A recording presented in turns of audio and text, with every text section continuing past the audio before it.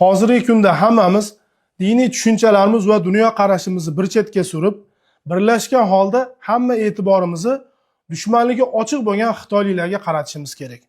Chunki xitoyliklar bizni dinimizni va millatimizni xavf ostida qoldiryapti. Janob Mirziyoyev prezidentlikka kelganlaridan keyin dinga bir muncha erkinliklar berildi. Qur'on musobaqalari o'tkazildi.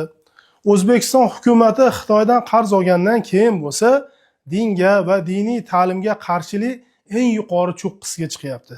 O'zi Xitoyning siyosati shu. Qaysiki xalqi musulmon mamlakatlarga qarz beradigan bo'lsa, terrorizmga qarshi kurashish niqobi ostida dinga qarshi kurashish talabini qo'yadi. Chunki dinini himoya qila olmaydigan kishilar hech qachon vatanini, yer osti va yer usti boyliklarini himoya qila olmaydi.